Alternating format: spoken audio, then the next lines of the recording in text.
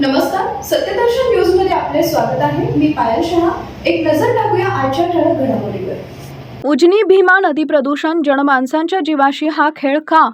सुराज्य अभियानाचा सवाल। उजनी जलाशय आणि भीमा नदीतील वाढते प्रदूषण हा आता लाखो नागरिकांच्या आरोग्य, पिण्याचे पाणी, शेती आणि पर्यावरणाशी संबंधित अत्यंत गंभीर प्रश्न बनलाय। केंद्रीय प्रदूषण नियंत्रण मंडळ, विविध संशोधन संस्था आणि तज्ज्ञांनी याबाबत गंभीर अहवाल दिलेले असतानाही महाराष्ट्र प्रदूषण नियंत्रण मंडळ आणि संबंधित शासकीय यंत्रणांकडून अपेक्षित ठोस कारवाई होत नसल्यानं सुराज्य अभियानानं तीव्र नाराजी व्यक्त केली आहे। या पत्रकार परिषदेस अधिवक्ता चंद्रशेखर वारद, हिंदू जनजागृती समितीचे राजन बुनगे तसेच सुराज्य अभियानाचे समन्वयक दत्तात्रय पिसे उपस्थित होते।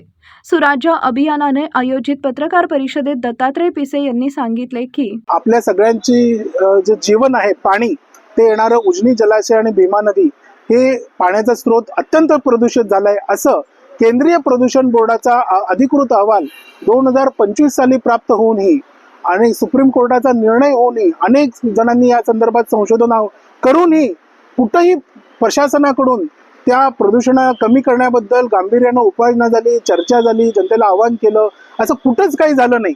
आपण सातत्याने प्रदूषण होत आहे या बातम्या ऐकतो, पण तो प्रदूषण कमी करण्यासाठी प्रयत्न झालेले कुठंच दिसत नाही। हा अत्यंत गंभीर विषय घेऊन, सोलापूरकरांच्या जीवनाचा प्रश्न घेऊन हे विषारी पाणी नष्ट करण्यासाठी आम्ही टाहो फोडत आज ही पत्रकार परिषद घेऊन हा विषय पुन्हा एकदा मांडलेला आहे। त्यानंतर जे काही याच्या संदर्भात उपाययोजना संबंधित शासकीय खात्यांनी सुचवलेल्या आहेत त्या सगळ्यात तात्काळपणे ते अंमलात आणाव्यात।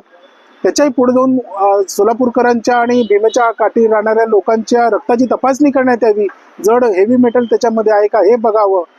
आता वारी तोंडासमोर आहे, या वारीच्या वेळेला या अत्यंत फेसाळलेल्या प्रदूषित पाण्यामध्ये वारकऱ्यांना जाऊन त्यांच्या जीवनाची खेळ करणार आहात का, हा प्रश्न आम्ही आज उपस्थित केला आहे। जर लवकरात लवकर संबंधित खात्यांनी याच्यावर जर कारवाई नाही केली, उपाययोजना सुरू नाही झाली, तर आम्ही सोलापूरकरांना घेऊन एक मोठं जन आंदोलन सुराज्य अभियान उभारण्याचा निश्चय करत आहे।